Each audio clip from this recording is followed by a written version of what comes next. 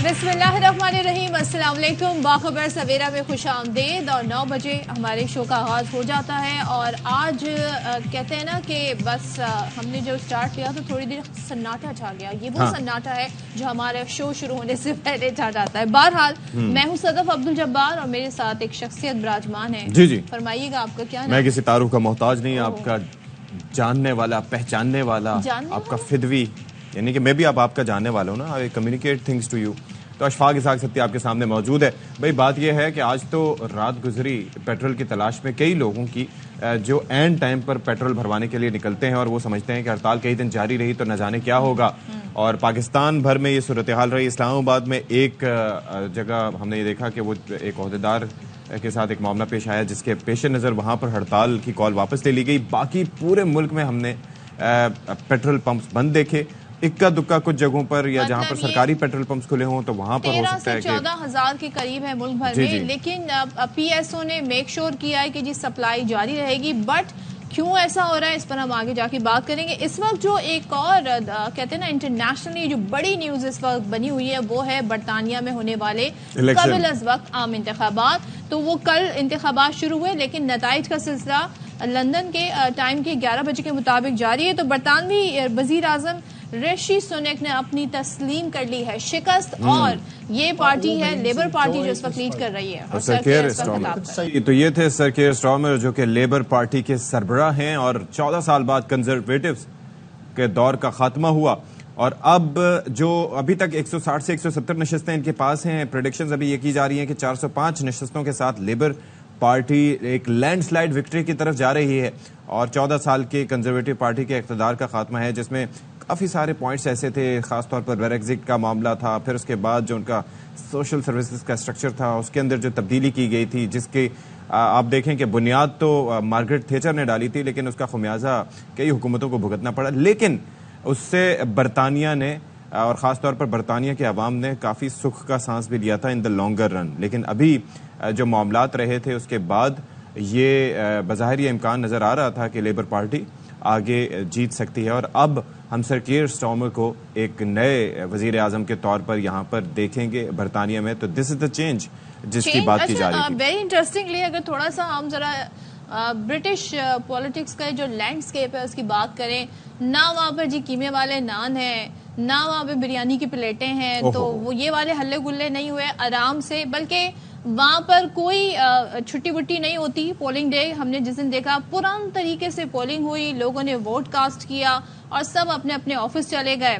अच्छा, इंटरेस्टिंग चीज़ ये है कि वहाँ पर ये इजाज़त होती है कि वालिद पोलिंग डे यानी वोट कास्ट करते वक्त अपने बच्चों को अपने साथ पोलिंग स्टेशन के अंदर लेके जा सकते हैं ताकि उनको आइडिया हो, उन्हें बचपन से ही समझ आ सके कि ये प्रोसेस क्या है, डेमोक्रेटिक प्रोसेस क्या है। और उसके बाद हमने देखा कि भाई जिस तरीके से वहाँ पर पुरअमन तरीके से इलेक्शन का इनेकाद हो गया। सो वो जो हल्ला गुल्ला थोड़ा सा हम अपने मुल्क में देखते हैं उससे काफ़ी डिफरेंट बरतानिया के ये इंतखाबात। और इनके थोड़े से इश्यूज ये भी रहे कि जो इस वक्त जो इकोनॉमिक पॉलिसीज हैं वो बड़ी डिबेटेबल रही। उसके ऊपर तमाम तरफ फोकस था तमाम जमातों का, क्योंकि बरतानिया में हम देख रहे हैं कि हर चीज के प्राइस बहुत ज्यादा हो गए। इन्फ्लेशन ग्लोबली हिट किया हुआ है। लेकिन बहुत सारे लोग हैं जो ये सोच रहे हैं कि लिविंग स्टैंडर्ड्स इतना हाई हो गया है तो अब हम बरतानिया छोड़कर कोई दुबई शिफ्ट हो रहा है, कोई कहाँ शिफ्ट हो रहा है।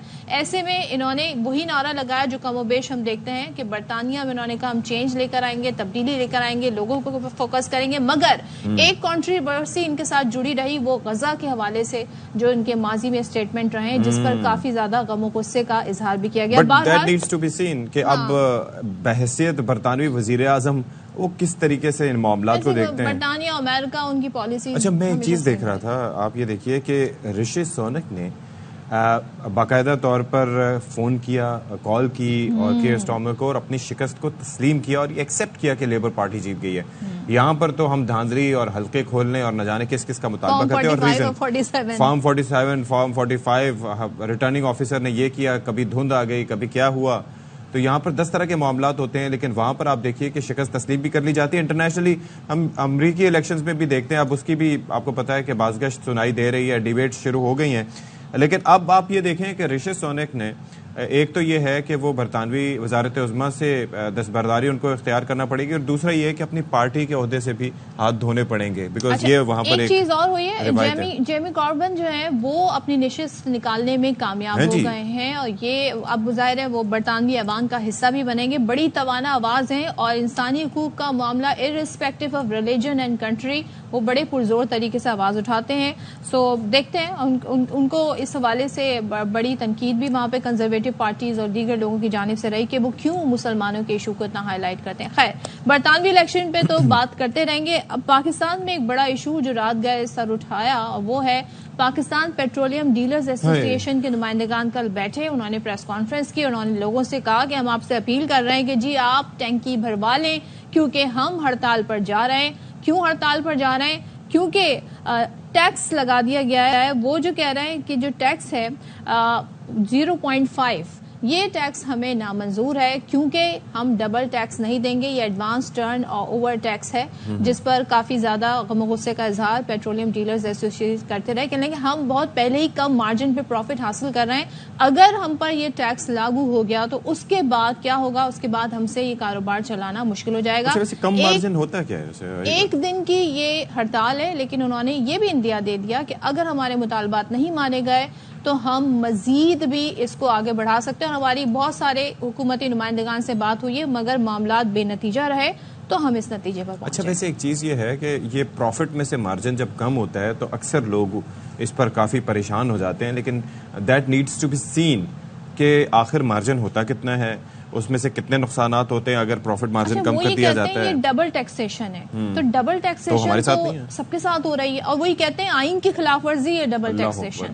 سو یہ بڑا اہم معاملہ ہے. اب دیکھیں کیا ہوتا ہے. تو پورے ملک سے ہمارے نمائندگان ہمارے ساتھ موجود ہیں. کراچی سے انجم عبدالوہاب ہیں، لاہور سے الماس خان، اور کوئٹہ سے عبداللہ مکسی ہمارے ساتھ موجود ہیں. تو پہلے لاہور کا ذرا رخ کر لیتے ہیں، دفعہ تھوڑا سا ہم اپنی ترتیب چینج کرتے ہیں. تو الماس احمد خان ذرا بتائیں کہ کیا آپ نے کوئی ٹینکی شنکی بھروا لی تھی پہلے سے ہی، یا پھر لاہور کی سڑکوں نے کیا منظر دیکھا رات بھر؟ کیا لوگوں کا رش لگا رہا؟ کیا سچویشن رہی؟ پہلے بھی آپ کو اکثر کہتا ہوں یہ کراچی نہیں ہے، یہ لاہور ہے. دل جلاتے رہیں آپ. لاہور میں میرے عقب میں آپ دیکھ رہے ہیں یہ تو state owned P S O ہے، لیکن اس کے علاوہ بھی دائیں بائیں دوسرے پمپ بھی ہیں اسی لائن میں. اچھا، وہ بھی کھلے ہیں. لاہور میں بے انتہا فیولنگ یہ جو فلنگ سٹیشنز ہیں وہ سارے کے سارے کھلے ہیں. کل عبدالسمیع خان صاحب نے کراچی پریس کلب میں ایک پریس کانفرنس کی جس میں انہوں نے ایڈوانس ٹرن اوور ٹیکس کا جو تھا اس کے خلاف جو 1 جولائی سے نافذ بھی ہو چکا ہوا ہے اس کے خلاف یہ اپیل کی تھی. تمام 14-15 ہزار جو ملک بھر میں یہ فلنگ سٹیشنز ہیں ان کو کہا تھا. لیکن لاہور والوں کو شاید جو ایڈوانس ٹرن اوور ٹیکس ہے 0.5 اس کے باوجود انہیں لگتا ہے کہ وہ پروفٹ میں ہیں، اس لیے انہوں نے لاہور والوں نے یہ جو اسٹرائک کال ہے اسے بالکل کان ہی نہیں دھرے. میں نے ذاتی طور پر لاہور میں چکر لگا کر دیکھا کوئی ایسا پمپ مجھے مل جائے جہاں پہ جا کے میں آپ کے ساتھ یہ بات کر سکوں، بیک گراؤنڈ میں بند فلنگ سٹیشن ہو، لیکن ایسا نہیں ملا. پھر مجھے بتایا گیا کہ شاید لاہور کے باہر ہیں، لیکن لاہور سے باہر پیٹرولیم ڈویژن کے جو ممبران ہیں ایسوسی ایشن کے ان کا کوئی ہڑتال میں حصہ نہیں ہے، وہ اس سے بالکل اپنے آپ کو کہتے ہیں نا الگ رکھا ہوا ہے. یہ کہہ رہے ہیں آپ الماس؟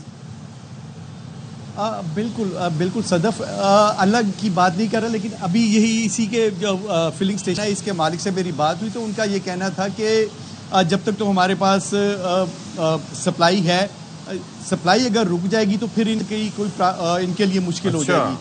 اگر سپلائی نہیں رکے گی تو یقیناً یہ بیچتے رہیں گے. اس کا مطلب ہے کہ انہیں جو ایڈوانس ٹرن اوور ٹیکس ہے 0.5 اس کے باوجود بھی یہ پرافٹ میں ہی جا رہے ہیں، اس لیے انہوں نے نہیں کیا. اور ان صاحب کا ایک اور اشفاق ان صاحب کا ایک اور کہنا تھا کہ حکومت کو چاہیے کہ جو آلریڈی ٹیکس نیٹ میں ہیں انہی کو مزید بوجھ نہ ڈالتے جائیں. بیفور وی موو ٹو انجم عبدالوہاب، مجھے یہ ذرا بتا دیجیے گا کہ لوگ تو ظاہر ہے کہ لوگوں کو تو یہ کوئی خبر نہیں پہلے سے ملی تھی کہ یہ کھلیں گے یا نہیں کھلیں گے. ہڑتال کی خبر آئی تو ظاہر ہے کہ ایک پریشانی ہوتی ہے. تو کیا شہری رات کو پیٹرول بھروانے کے لیے نکلے تھے یا وہ سکون میں رہے؟ نہیں، شہری تو یقیناً نکلتے ہیں، ایسی کوئی بھی صورتحال ہوتی ہے تو انجم ابھی آپ سے بات کریں گے. انجم بھائی 1 منٹ دیجیے گا بس، یہ الماس سے جواب لے لیں فائنل. جی الماس.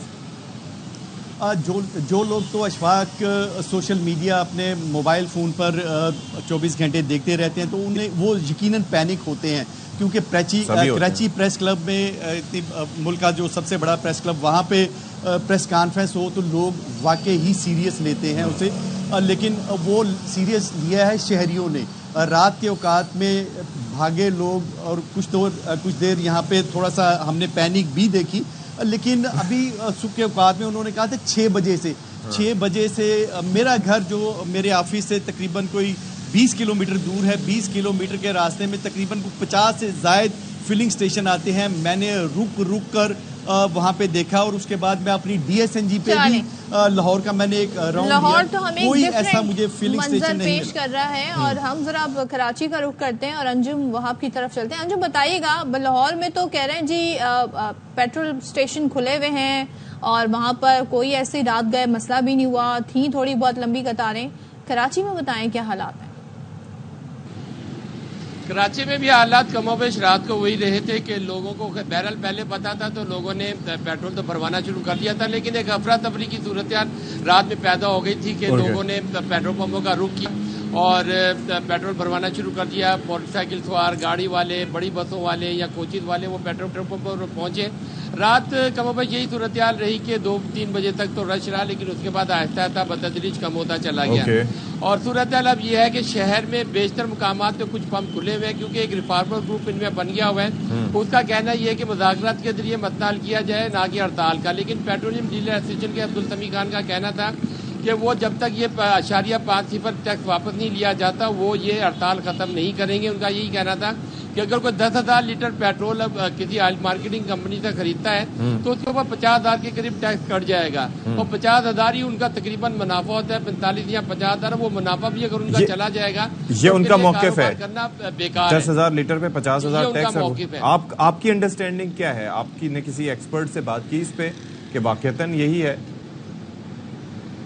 جی بالکل، اس سلسلے میں ہماری آئل مارکیٹنگ کمپنی کے کچھ نمائندوں سے بھی بات ہوئی، پیٹرولیم ڈیلرز کے یا پیٹرول پمپ مالکان سے بھی بات ہوئی. ان کا یہ کہنا تھا کہ تقریباً اتنا ہی ٹیکس ہمارا منافع بنتا ہے جو ان کا کمیشن رکھا گیا 8.5 روپے، اس پہ بھی مختلف قسم کے ٹیکس ہیں اور ایڈوانس ٹیکس ان کا پہلے ہی کٹ جاتا ہے. جب ٹیکس کٹ جاتا ہے تو دوبارہ ریٹیل کی سطح پر ان کے اوپر ٹیکس لگانا، ودہولڈنگ ٹیکس لگانا ناانصافی ہے. اور ان کا یہ بھی کہنا ہے کہ یہ آئین کی خلاف ورزی ہے کہ ڈبل ٹیکسیشن لگائی جائے. تو شہر میں صورتحال یہ ہے کہ تقریباً کراچی میں 500 پمپ ہے جس میں سے کوکو سائڈ جو عموماً کمپنی کی آپریٹڈ سائڈ ہوتی ہیں وہ تقریباً 20 سے زائد ہیں، لیکن کچھ مقامات میں جیسے ان کا ریفارمر گروپ بنا ہوا ان لوگوں نے اپنے پیٹرول پمپ کھولے ہوئے ہیں. تو کئی مقامات پر پیٹرول کھلے ہوئے ہیں تو وہ افراتفری کی صورتحال فی الحال اس وقت صبح کے ٹائم تو نہیں ہے. اب ہو سکتا ہے کہ شام کے ٹائم جب لوگ گھروں کو واپس جائیں تو جن لوگوں کے پاس پیٹرول نہ ہو تو وہ پمپوں پر پہنچے، وہ پیٹرول پمپ بند ملے. اور عبدالسمیع خان کا یہی کہنا تھا کہ انہوں نے اپنا مطالبہ دے دیا ہے. پہلے ان کے اوگرا کے چیئرمین اور اوگرا سے بات ہوئی تھی تو انہوں نے یہ ٹیکس واپس دینے کا اندیا تو دیا تھا، لیکن تاحال 5 دن گزر چکی ہیں، اب تک ان کی جانب سے کوئی جواب نہیں ہے. اور یہ اپنی بیٹھک ان کی لگی ہوئی ہے. آج صبح بھی یہ اجتماعی طور پر بیٹھے ہوئے اور انتظار کر رہے ہیں کہ حکومت کی جانب سے کوئی ان کو واضح مثبت اشارہ ملے تو یہ پیٹرول پمپ کھولیں، لیکن ابھی تک ایسا کوئی حکومت کی جانب سے ان سے رابطہ نہیں کیا گیا. اور شہر میں ابھی پیٹرول پمپ کی تقریباً صورتحال بندی نظر آ رہی ہے. چلیں جی کوئٹہ کا رخ کر لیتے ہیں. اب تو ہمارے ساتھ عبداللہ مکسی بھائی ہمارے خاصی دیر سے انتظار کر رہے ہیں. تو عبداللہ مکسی ذرا بتائیے گا کہ آپ کے ہاں کیا صورتحال کوئٹہ اور کراچی سے مختلف، بلکہ لاہور اور کراچی سے مختلف ہے، یا کیا چکر ہے؟ سارے پیٹرول پمپ بند ہیں یا سارے کھلے ہیں؟ کیا منظر ہے؟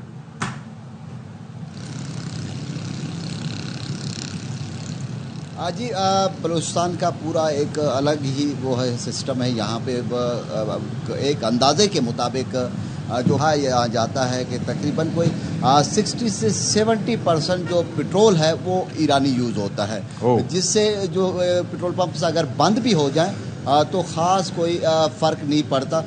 چونکہ جو پاکستانی پٹرول ہے جو مل رہا ہے جو پٹرول پمپس میں وہ تو کافی مہنگا ہے، جو وہاں پہ مل رہا ہے تقریباً کوئی ڈفرینس کافی ہے، 190-200 روپے میں فی لیٹر فروخت کیا جا رہا ہے. تو یقیناً ٹرانسپورٹ ہے جو چھوٹے بڑے ٹرانسپورٹ ہیں جو بارڈر سے ملحقہ علاقے ہیں وہاں پہ بھی لوگ तकरीबन 90% वही पेट्रोल इस्तेमाल कर रहे होते हैं। तो इस हवाले से मैं आपको बताऊं कि इस टाइम जो सूरत हाल है, पेट्रोल पंप्स जो डीलर हैं, डीलर एसोसिएशन, उनकी जानिब से जो कॉल दी गई थी कोयटा के जो पेट्रोल पंप्स हैं, लगता यही है कि जैसे उनके जो फैसले को, उनके जो ऐलान को हवा में उड़ा दिया गया है। इस टाइम तमाम शहर के जो पेट्रोल पंप्स हैं वो खुले हुए हैं और कहीं पे भी ऐसा जगह नज़र नहीं आ रहा कि जहाँ पे पेट्रोल पंप्स बंद हों और पेट्रोल नहीं मिलता हो। तो दूसरी तरफ मैं आपको बताऊं कि यहाँ पे मुतबादिल, अगर ये पेट्रोल बंद हो जाती है तो मुतबादिल ज़राए हमारे साथ मौजूद होते हैं, वो है ईरानी पेट्रोल। उनके भी किसी डीलर को ये मिला लेते हैं साथ में अब्दुल्ला,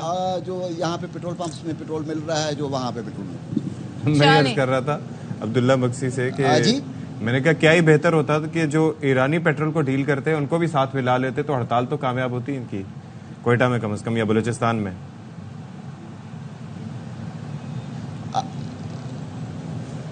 जी बिल्कुल, इसमें कोई शक नहीं है कि अगर कामयाब करना हो, अगर पेट्रोल की बंदिश को या पेट्रोल पंप्स के मालिका डीलर्स को, जो ईरानी पेट्रोल मालिकान हैं, जो ईरानी पेट्रोल रेस्टोरेंट फरोख्त कर रहे हैं, ईरानी पेट्रोल जो डीलर्स हैं, उनको अगर साथ मिला ले तो कोयटा में, बलूचिस्तान में ये हड़ताल कामयाब हो सकती है, नहीं हो सकती, चूँकि उनके पास मुतबादिल है। बिल्कुल, ये एक बड़ा वहाँ पे डिफरेंस हमें नजर आ रहा है कोयटा में कि मुतबादिल वहाँ पर है। Thank you so much Abdullah Maksi, अलमा Khan और अंजुम वहाब। तो सुबह 6 बजे से कहा गया था कि जी पेट्रोल मिलना बंद हो जाएगा, लेकिन इस वक्त बज रहे हैं तकरीबन 9:30 से भी ऊपर का टाइम हो गया है।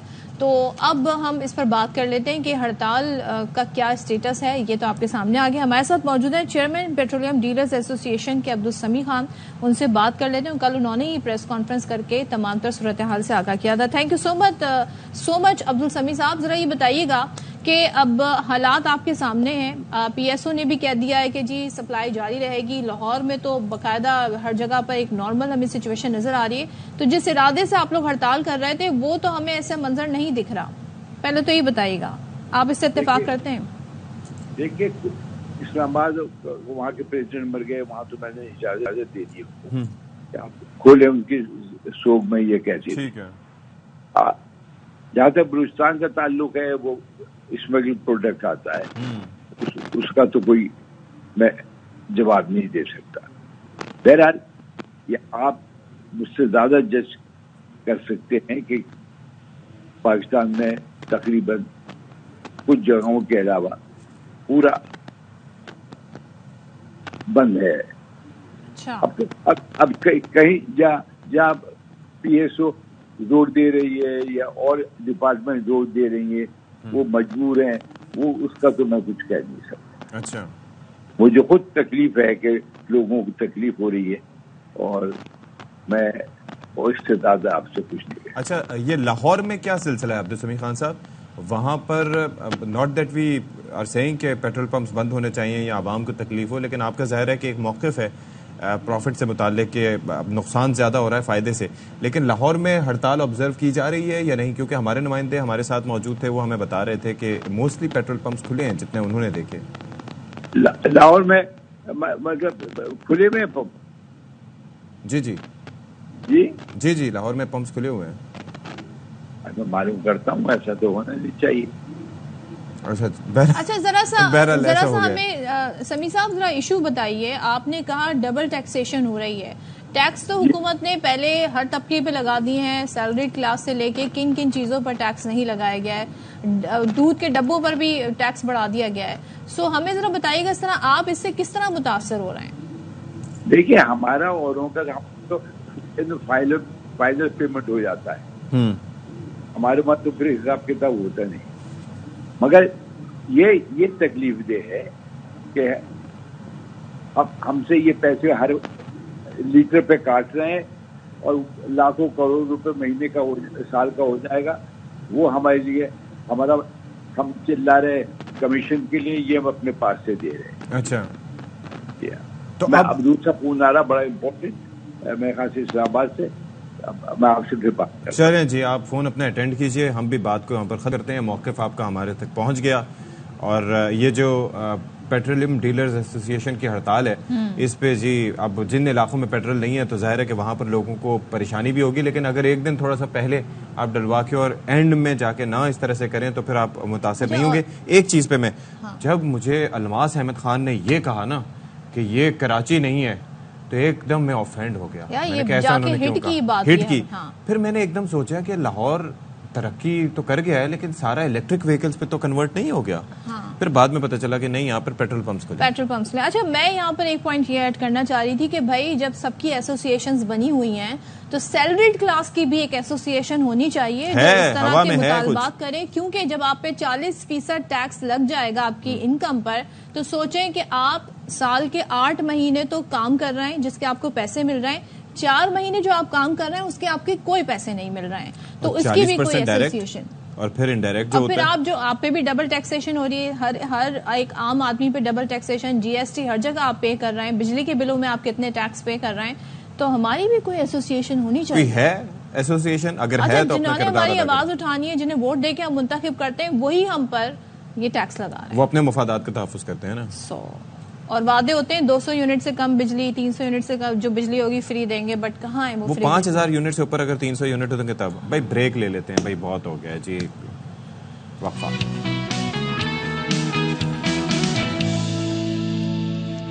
Welcome back once again. جی کیا کہتے ہیں, اپنے ہی گراتے ہیں نشیمن پہ بجلی پر بجلی گر رہی ہے. اب تو ہم نشیمن لے کے گھوم رہے ہوتے ہیں کہ گراؤ بجلی لیکن پیسے کم لو. سوچیں پہلے ہی لوگ رونا رو رہے تھے کہ اتنے زیادہ بل آ رہے ہیں, اب جناب ہو کیا رہا ہے کہ وفاقی کابینہ نے بجلی کا جو فی یونٹ ٹیرف ہے اس میں 7 روپے 12 پیسے تک اضافے کی منظوری دے دی ہے, اور اس منظوری کے بعد جو گھریلو صارفین ہیں ان کا بجلی کا فی یونٹ ٹیرف 48 روپے 84 پیسے تک مقرر ہو گیا. اب اس میں آپ ایڈ کریں سیلز ٹیکس, سیلز ٹیکس کے بعد فی یونٹ بنیادی ٹیرف ہو جائے گا 57 روپے 63 پیسے. پھر اس میں آپ ایڈ کریں ایڈجسٹمنٹ اور ٹیکسز جو ملتے ہیں ان کو ملائیں تو زیادہ سے زیادہ جو ٹیرف ہوگا وہ آپ کا 65 روپے سے تجاوز کر جائے گا, 72 تک بھی چلا جا سکتا ہے. سو 1 جولائی 2024 سے بجلی کی قیمت میں 5 روپے 72 پیسے فی یونٹ اضافہ ہوگا. اب آپ سوچیں, اب آپ 65 روپے سے بھی یعنی 65 سے ملٹیپلائی کر دیں 200 یونٹ 400 یونٹ 600 یونٹ اپنے, تو آپ کا بجلی کا بل کیا آئے گا آپ کو اندازہ ہو سکتا ہے. تو اس پر ذرا بات کر لیتے ہیں. ماہر معاشیات خاقان نجیب صاحب ہمارے ساتھ موجود ہیں. تو خاقان نجیب صاحب سب سے پہلے تو وہ ہم بات کر رہے تھے یہاں پر, وہ کل بیان چل رہے تھے تو اس کے اندر تھا کوئی نعرے لگا رہا تھا 200 یونٹ فری, کوئی نعرے لگا رہا تھا 300 یونٹ فری, جب الیکشنز میں کامیابی حاصل کریں گے تو اس کے بعد عوام کو دیں گے. تو صدف کہہ رہی تھی کہ یہ کیوں نہیں ہوا. میں نے کہا بھائی وہ کہہ رہے ہیں کہ 5000 یونٹ جب آپ خرچ کر لیں گے اور اس کا بل دے پائیں گے تو اس کے اوپر کے 300 فری ہیں ہماری طرف سے, باقی اس سے بڑھ کے اور کچھ نہیں ہو سکتا. وہ بھی نہیں ہے تو آپ ازیوم کر رہے ہیں. یہ تو میں ازیوم کر رہا ہوں. تو یہ ہو کیا رہا ہے عوام کے ساتھ کہ مطلب 100 پیاز بھی کھلا رہے ہیں اور 100 درے بھی مار رہے ہیں. بات یہ ہے کہ جب تک انرجی سیکٹر کی سرجری نہیں کریں گے, اور میں جب بھی گفتگو کرتا ہوں میں ہمیشہ کہتا ہوں کہ باقی جگہ پہ تو آپ کو ریفارم کرنے کی ضرورت ہے, پر انرجی سیکٹر جہاں پہ ہم نے لا کھڑا کیا ہے, اور یہ کوئی ایک حکومت یا ایک دہائی بھی نہیں, کئی دہائیوں سے اس کی جو ڈیٹیریوریشن ہوئی ہے اس کی وجہ سے جہاں ہم نے اس کو لا کھڑا کیا ہے, اسٹیٹ کا ایک بہت بڑا رول ہے. اسٹیٹ بجلی بناتی ہے, اسٹیٹ بجلی ڈسٹریبیوٹ کرتی ہے, اسٹیٹ ویلنگ کرتی ہے, اسٹیٹ یہ ڈٹرمن کرتی ہے قیمتیں کیا ہونی ہے, اسٹیٹ یہ ڈٹرمن کرتی ہے کتنی بجلی, کس regulated state run monopoly sector. Disco ساری ہر جگہ پہ مونوپلی پاور رکھتی ہیں, سوئی کمپنیز مونوپلی پاور رکھتی ہیں. ایک تو پاور گیس اور واٹر کو علیحدہ نہیں دیکھ سکتے, سورس آف پاکستان دیکھنا ہے, آئیسول میں دیکھ رہے ہیں کہ یہ ہمارے پاس کوئی سورسز ہیں. خاقان نجیب صاحب آپ کی آواز بریک ہو کر آ رہی ہے تو ہم دوبارہ سے آپ کو کنیکٹ کرنے کی کوشش کرتے ہیں بیکاز یہ بڑا امپورٹنٹ ایشو ہے. اور مین وائل میں آپ کو یہ بھی بتا دوں کہ جو توانائی وفاقی وزیر توانائی ہے اویس لغاری صاحب, انہوں نے اس بات کا اعتراف کر لیا ہے کہ ملک میں مہنگی بجلی ہے, مشکل ہو رہی ہے عوام کو, لیکن ساتھ میں وہ یہ بھی کہتے ہیں کہ کوشش ہے ہماری کہ ہم عوام پر بوجھ نہ ڈالیں اور 1-1.5 سال میں جی یہ قیمتیں ٹھیک ہو جائیں گی, جنوری کے بعد یہ قیمتیں کم ہو جائیں گی. کیسے کم ہوں گی یہ ایک بڑا سوال ہے. جنوری تک بچیں گے عوام تو عوام کا کیا ہوگا جنوری تک, یہ بڑا امپورٹنٹ سوال ہے. تو وہ کیا کہہ رہے تھے ذرا وہ بھی سن لیتے ہیں ہم. اب آپ سوچیں کہ ملک کی ایک اشرافیہ ایسی بھی ہے جسے 2000 فی یونٹ فری، 800 یونٹ فری، کتنے 100 یونٹ فری انہیں بجلی ملتی ہے، اور جو عوام ہے اس پر سارا بوجھ ٹرانسفر کر دیا گیا ہے، چاہے وہ انکم ٹیکس کی مد میں ہو، سیلز ٹیکس کی مد میں ہو، یا پھر بجلی کے یہ جو بڑھتے ہوئے ٹیرف ہیں. تو خاقان نجیب صاحب ہمارے ساتھ ہیں. خاقان صاحب ذرا اس سے کنٹینیو کیجیے گا، پھر آپ سے اس پر مزید بات کرتے ہیں. آپ کہہ رہے تھے کہ جی اب یہ سارا اضافہ ہوا ہے، سرجری کی ضرورت ہے، مگر سرجری تک عوام کا کیا ہوگا؟ تو دیکھیں، ایک تو یہ کہ اس کی سیریسنیس یہ ہے کہ ہم اس کو ریفارم کر کے ٹھیک نہیں کر سکتے، اس کو ریسٹرکچر کر کے بھی ٹھیک نہیں کر سکتے، اس کی پوری ایک تنظیم نو کرنے کی ضرورت ہے. اسٹیٹ اس وقت بجلی بنا رہی ہے، اسٹیٹ بجلی جسے کہتے ہیں ڈسٹریبیوٹ کرتی ہے، ویلنگ بھی کرتی ہے، قیمت کا بھی تعین کرتی ہے، اور یہ بھی تعین کرتی ہے کہ کون کتنی بجلی کس وقت بنائے گا. اب آپ مجھے یہ بتائیے کہ اتنا بڑا جو اسٹیٹ کا رول ہے، ہم نے اس کے بعد ہر سال 600 ارب کا نقصان کر رہے ہیں ہم. تو ایک پورا تنظیم نو کا پہلے تو نقشہ تو بنائیے نا، کہ وہ نقشہ کیا ہے. یہ کہنا کہ ہم بورڈز بنا دیں گے، میں نے پہلی بار آ کے 2008 میں حکومت میں کام کیا تو میں نے کہا کہ ہمیں بورڈز بنانے چاہیے، چیف ایگزیکٹو لانے چاہیے. آپ یقین کیجئے یہ کرنا بہت مشکل ہے. ابھی بھی لاہور ہائی کورٹ کا ایک اسٹے ہو گیا ہے جو انہوں نے بورڈ بنائے ہیں. کہنے کا مقصد یہ ہے کہ یہ اولڈ ماڈل ہے. Now go to a new model. The new model is the following: light touch state کا role, light touch regulation. NEPRA OGRA کو پہلے تو ایک ریگولیٹر بنائیے. میں بار بار کہتا ہوں 4 سورسز آف انرجی ہیں پاکستان میں: petroleum, gas, water and electricity. یہ 4 کو ایک سورس آف انرجی سمجھیے. ایک پاکستان انرجی ریگولیٹر بنائیے نمبر 1. پالیسی کے لیے پوری تنظیم نو انرجی منسٹری بنائیے اور آپریشنز کو پرائیویٹ سیکٹر میں دیجیے. اب آپ کہیں گے کہ میں نے تو بڑی مشکل باتیں سامنے رکھی ہیں. صدف آپ یقین کریں کہ اس کے علاوہ اگر کوئی حل ہوتا نا تو کوئی بھی حکومت پچھلے 10 سال میں کر چکی ہوتی، پچھلے 20 سال میں کر چکی ہوتی. Here let me be honest and سے کہ اس میں ملٹی لیٹرلز کا بہت بڑا ہاتھ ہے. لیکن ایک چیز مجھے سمجھائیے کہ اس سے بڑھ کے اگر ایک عام آدمی کے طور پر پوچھیں تو کیا یہ بجلی اس لیے مہنگی ہو رہی ہے کہ اس کی پروڈکشن کاسٹ زیادہ ہے، یا مختلف مینز جو بجلی پیدا کرنے کے لیے یوز کیے جاتے ہیں؟ ہم اکثر کہتے تھے اس حوالے سے کہ جی ہمارے پاس ڈیمز زیادہ ہونے چاہیے، یا پھر یہ جو اگر جیسے کالا باغ یا بھاشا ڈیم کی بات ہوتی تھی کہ اگر وہ بن جاتے تو 3600 اور 4500 میگا واٹ آتی بجلی اور وہ سستی بھی ہوتی تو پھر عوام کو ملتی بھی سستی. کیا اس کا تعلق اس سے ہے، یا اس سے بڑھ کے آگے کچھ آئی ایم ایف کا معاملہ اس کے ساتھ جڑا ہوا ہے تو اس کی وجہ سے زیادہ مہنگائی ہو رہی ہے بجلی کی، اگر ہم ٹیرف کی بات کریں اس میں؟ اشفاق، لیٹس بی کلیئر، یہ سارا مطلب جو ہم ایک اس میں پھنس گئے ہیں کہ یہ آئی ایم ایف کہتی ہے بجلی بڑھا دیں. بھائی 1 جولائی کو آپ کا ریگولیٹر ہے جس کا آپ نے نیپرا نام رکھا ہے، آپ نے بنایا ہے، وہ اس نے 5 روپے کے قریب یعنی کہ 35 روپے ایوریج بجلی کر دی. اتھارٹیز نے خود یہ کہا. اب مجھے بتائیے آئی ایم ایف کہاں سے ہے اس میں؟ آپ نے یا تو اس کو پاس آن کرنا ہے یا آپ نے سبسڈی دینی ہے. یہ بھی فیصلہ اتھارٹیز کے پاس ہے.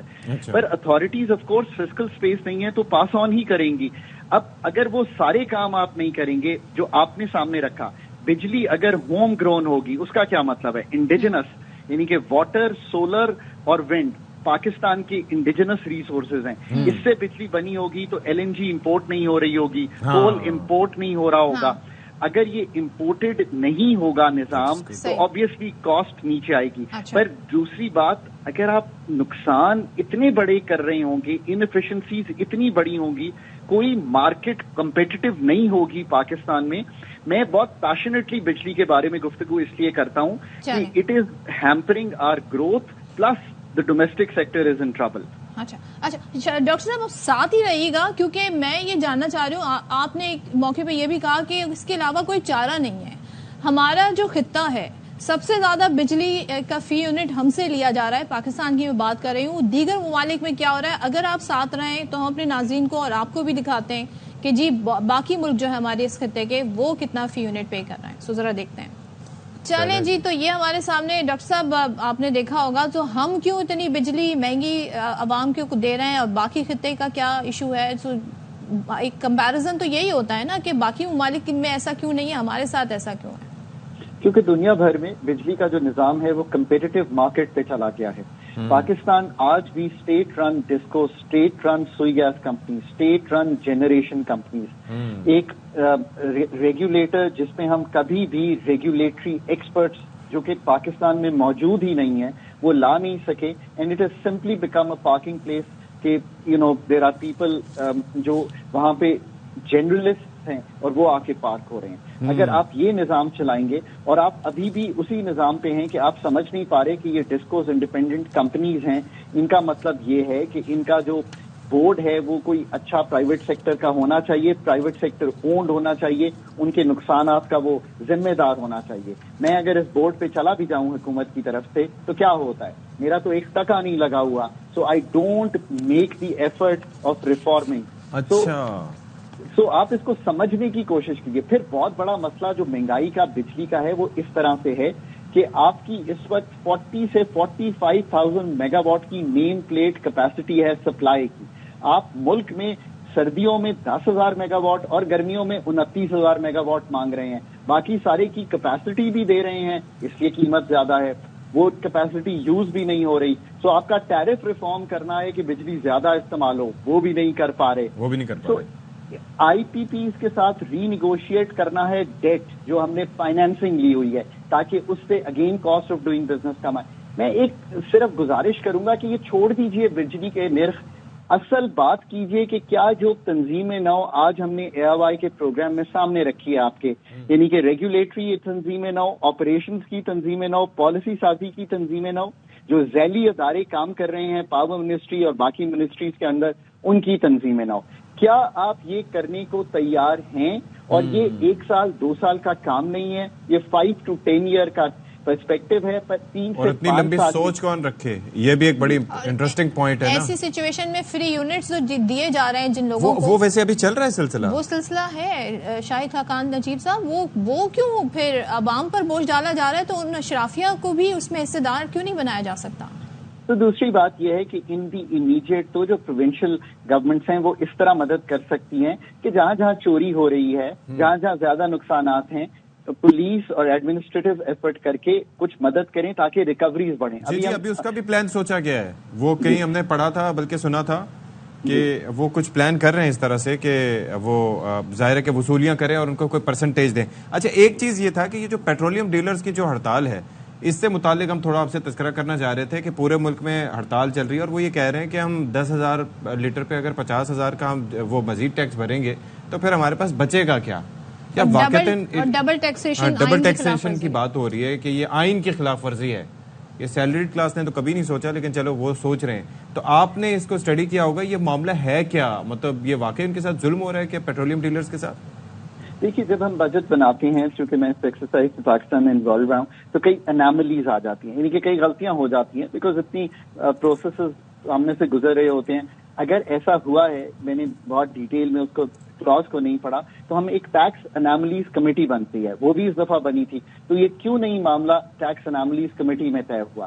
اور اگر ٹیکس اناملیز کمیٹی میں تب نہیں طے ہوا تو ابھی ایک ٹیکس اناملیز کی کمیٹی بنا دیں اور اس کو طے کر لیں. دیکھیے, پاکستان متحمل نہیں ہو سکتا اس وقت کہ ہم اسٹرائک کر کے اس ملک کو چلائیں جس کو ہم اس وقت آئی ایم ایف سے پیسے مانگ کر چلانے کی کوشش کر رہے ہیں. اس کو we have to think deeper. I think budget جو اس دفعہ بنا ہے, میں اب بھی کہتا ہوں کہ اس میں کئی چیزیں ایسی ہیں جس کی بہتری کی گنجائش پاکستان کے لیے بھی, اتھارٹیز کے لیے بھی ہے, بٹ آئی ایم ایف کو بھی سمجھنا چاہیے کہ اتنی انڈائریکٹ ٹیکسیشن کا بوجھ ڈالنے سے ملک آگے بڑھ نہیں سکے گا ان ٹرمز آف گروتھ.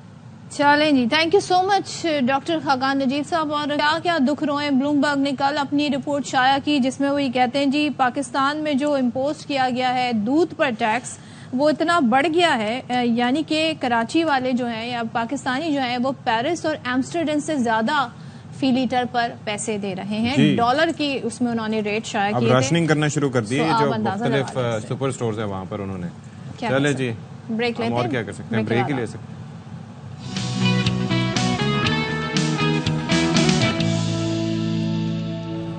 تو ہم نے جی کہتے ہیں نا اتنے اپنے دکھ بیان کیے, ہوپ فلی ہماری توسط سے عوام کی آواز پہنچے گی ایوانوں تک اور جو اتھارٹیز ہیں ان تک. تو اب ہم آپ کو ذرا ایک دل فریب وادی کی طرف لے جاتے ہیں, تھوڑے سے آپ کے غم غلط کرنے کے بعد اب ذرا آپ کا موڈ اچھا کرتے ہیں, لے جاتے ہیں آپ کو سوات جہاں کے جو دل فریب نظارے ہیں. کیا بات ہے, خاص طور پہ جو سیاحتی مقام ہے مالم جبہ, یہ بڑا اس وقت سیاحوں کے لیے اٹریکشن بنا ہوا ہے اور بڑے زبردست موسم کے ساتھ وہاں پر سیاح سارے مناظر کو انجوائے کر رہے ہیں. کیا بات ہے جی. تو شہزاد عالم اس پہ رپورٹ کریں. شدید گرمی سے پریشان سیاحوں نے سطح سمندر سے 9,200 فٹ کی بلندی پر واقع وادی سوات کی حسین سیاحتی مقام ملم جبہ کا رخ کر لیا. سیاح سر موسم اور خوبصورت نظاروں سے لطف اندوز ہو رہے ہیں. ہم لاہور سے آئے ہیں تو لاہور میں گرمی بڑھ گئی تھی, اب ہم ادھر آ گئے ملم جبہ میں ویدر بہت پلیزنٹ ہے اور ہمیں بڑا مزہ آ رہا ہے. یہاں کی خوبصورتی دیکھنے کے لیے, یہاں کے لوگوں کے ساتھ بیٹھ کے ملنے کے لیے آئے. ایک بہت خوبصورت علاقہ ہے. ملک بھر سے آئے سیاح ٹھنڈی ہواؤں اور حسین نظاروں سے مزے لینے کے ساتھ ساتھ چیئر لفٹ میں بھی سیر کر کے ٹرپ کا مزہ دوبالا کر رہے ہیں. سیاحوں نے ملم جبہ کو اپنا مسکن بنا لیا ہے, جہاں پر وہ خوب موج مستیاں کر رہے ہیں. کیمرامین کامران کامی کے ساتھ شہزاد عالم, ایئر وائی نیوز, ملم جبہ, سوات. بھئی جو لوگ یہاں سے اس تمام تر مہنگائی, غربت, بے روزگاری, بجلی کے بلوں کے باوجود کسی طرح سے بچ نکل کے وہاں جا کے انٹرٹینمنٹ حاصل کرتے ہیں, وہ لوگ کمال کرتے ہیں بھائی, کمال کرتے ہیں. ویسے اگر آپ کے بجٹ میں ہے, جائیں, انجوائے کریں. زندگی صرف کڑنے کا نام نہیں ہے, زندگی میں تھوڑے پیسے بچا کر ذرا تفریح بھی کر لیا کریں. سو بریک لیتے ہیں, بریک کے بعد پیسے بچا کے.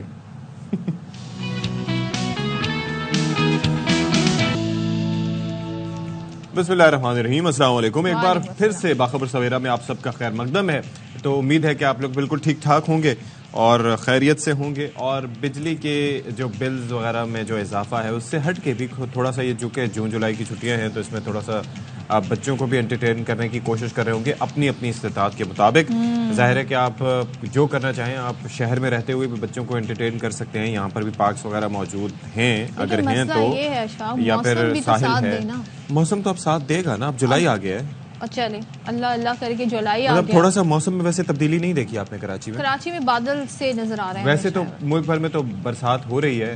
ملک کے طول و عرض میں ہم یہ دیکھتے ہیں کہ کافی موسم چینج ہوا ہے اور کافی تیز بارش وغیرہ ہو رہی ہیں. تو ایسے میں لوگوں کو احتیاط کرنی چاہیے. میں اس حوالے سے اکثر بات کرتا ہوں کہ be very careful wherever you go, because آپ لوگ اگر شہر سے تعلق رکھتے ہیں تو آپ کو پہاڑی علاقوں میں سفر کرنے کا اتنا ایکسپیرینس نہیں ہوگا.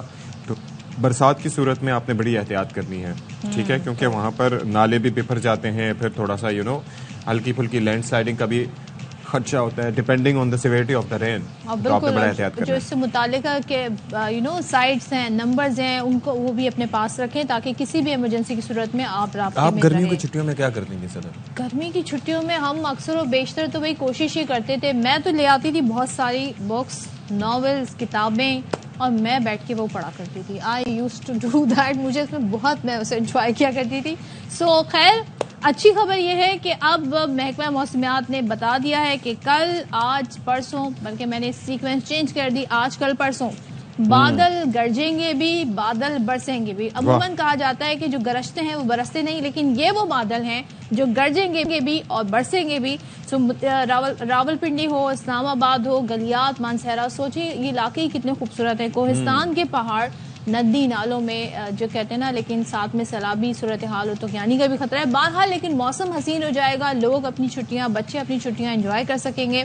جبکہ ایبٹ آباد, سوات, کشمیر, لاہور, سیالکوٹ اور جو دیگر علاقے ہیں وہاں پر تو اربن فلڈنگ کا خدشہ بھی ظاہر کر دیا گیا. ہاں جی, کیوں مسکرا رہے تھے؟ میں ویسے مسکرا یہ رہا تھا کہ لوگ جو افورڈ کر سکتے ہیں وہ چھٹیوں پہ جائیں گے اور اس طریقے سے انجوائے بھی کر سکتے ہیں. تو بارش وغیرہ کی کیا صورتحال رہے گی, موسم کیسے رہے گا, تو سردار سرفراز صاحب ہمیں جوائن کر رہے ہیں الگ صبح, ان سے ذرا بات کر لیتے ہیں. ویسے الگ صبح تو نہیں رہی, اب ظاہر ہے کہ 10 بجے سے زیادہ کا ٹائم ہو گیا.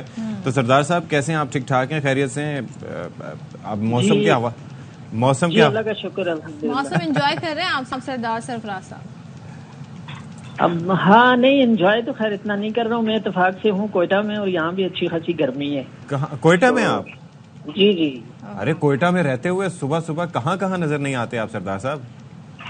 بس جی, آپ میڈیا والوں کی مہربانی ہے, لے لیتے ہیں جہاں بھی ہوں. تو اچھا, تو یہ بتائیے کہ کوئٹہ میں بھی آپ کہہ رہے ہیں گرمی ہے تو؟ جی جی, اچھی خاصی گرمی ہے یہاں بھی.